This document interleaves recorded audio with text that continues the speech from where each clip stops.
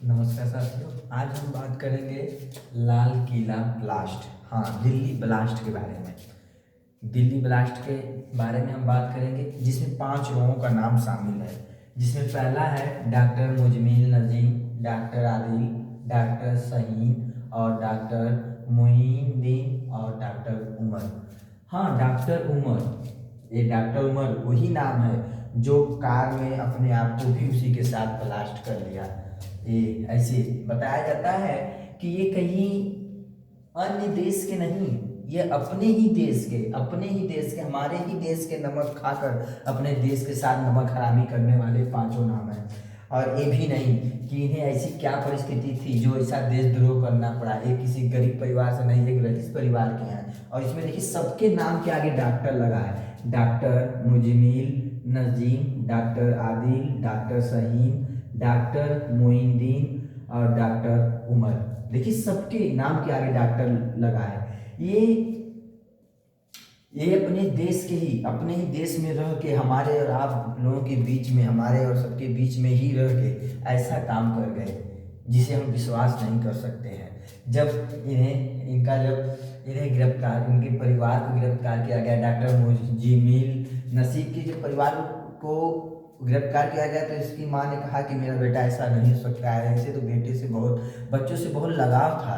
तो हाँ, सही बात है, इनको लगाव था, क्योंकि जहाँ भी ब्लास्ट करवाया वहाँ भी बच्चे ही पेन, फूल, पानी आदि बेचने वाले थे, जो आज हॉस्पिटल में जख्मी पड़े हुए हैं। ऐसा बच्चों से लगाव था कि बच्चों को भी तरस नहीं आया। ऐसे ही जो हमारे बीच में रह के मानवता के नाम पे समझिए एक कलंक है, जिनके बीच थोड़ा से भी हमदर्द नहीं आया। बताया जाता है कि ये सब एमफिल यूनिवर्सिटी थे के एमफिल यूनिवर्सिटी से सब पढ़े लिखे थे। बताया जाता है डॉक्टर मुझे चीन से एमबीबीएस किया हुआ था और एमफिल यूनिवर्सिटी में लेक्चरर का काम करता था। एक तरफ से डॉक्टर था।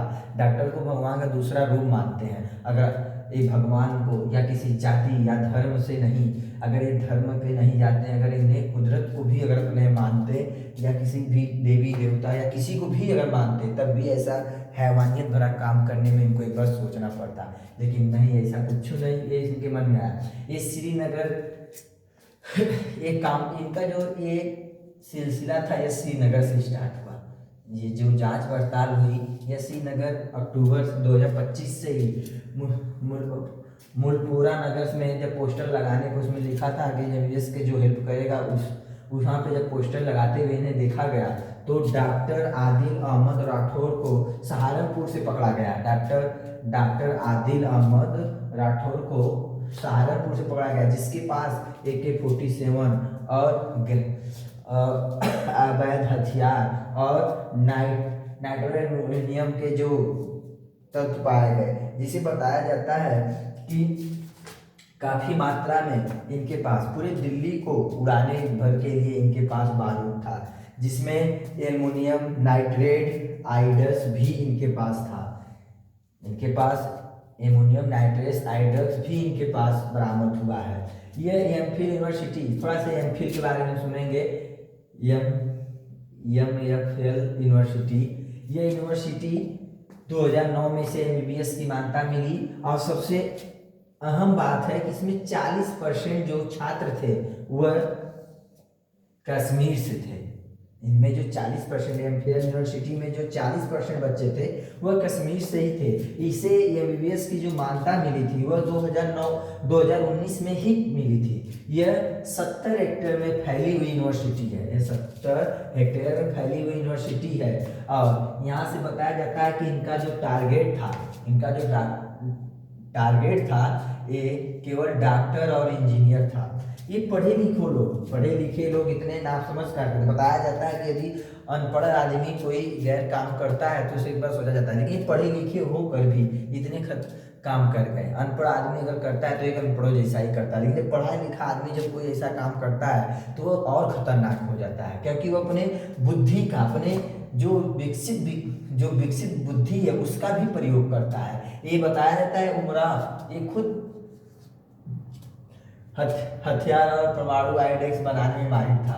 डॉक्टर मोइन, ये शहीन, डॉक्टर जो शहीन है उसका बताया जाता है कि डॉक्टर मुजमिल के साथ अफेयर था, उसकी गर्लफ्रेंड थी। ये जो महिलाओं को टारगेट करती थी, यह केवल महिलाओं को टारगेट करती थी, जिसे महिलाओं को अगर इसमें करती है।